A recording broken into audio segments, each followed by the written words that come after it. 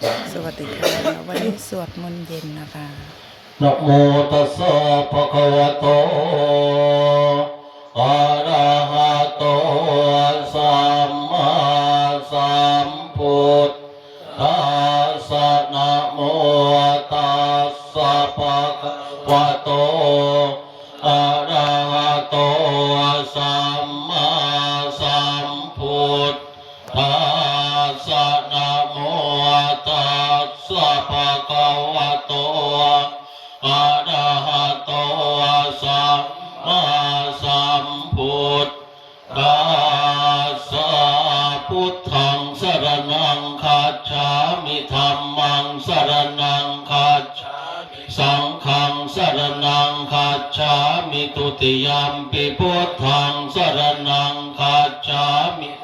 ยัมปิธัมมังสรณังคัจฉามิทุติยัมปิสังฆังคัจฉามิตติยัมปิพุทธังสรณังคัจฉามิตติยัมปิธัมมังสรณังคัจฉามิตติยัมปิสังฆังสรณังคัจฉามิสัมพุทเทอัตถวิสัญจตวาทสัญจสหัสสเก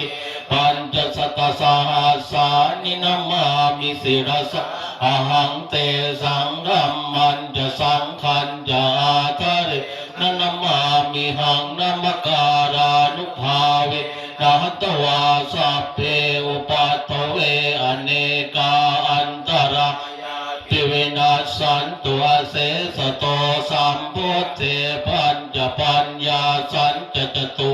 สติสหัสสเกทัสสตสหัสสานินามามิสิรสะอหังเตสังธัมมันจะสังขันจะอาทะเรนนามามินามการานุภาเวนะหัตถวาสัพเพอุปัฏฐเวอเนกาอันตรายาปิวินาศสันตุเสสโตสัมพุทเทนะโวตรสเตอัตถจัตตาริสสหัสสเกวิสติสัตตานินามามิสิลสาอหันเตสังธรรมันจะสังขันจะอาทะเรนนามามิหังนามการานุภาเวนะหันตวาสัพเพอุปัฏฐเวอเนกาอัตตรายาปิวินาศสันตุเสนะโมอะระหะโตสัมมาสัมพุทธัสสะมะเหสิโนโมอุตตมะธัมมัสสะสวะขาตาเสวะเตนิตนะโมมหาสังสาปิวิสุทธสีลทิติโนนะโมโอมัตตยาราธาสรตนาตยัสสะสาธุกังนะโม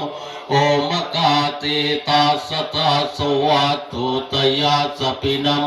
การะปะภาเวนะวิคาชันโตปัตตวานัมการานุภาเวนะสุวัติโหตุสัพพทานัมการาสเตเจนะวิธิมหิวมิเตจวา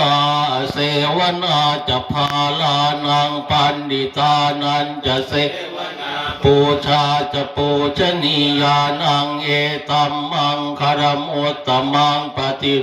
ปเทสวาโสจะปุเตจะกัตตุญญะอาจสัมมาปณิทิจเอตัมมังตัมมังพระมุสัจจันจะสิ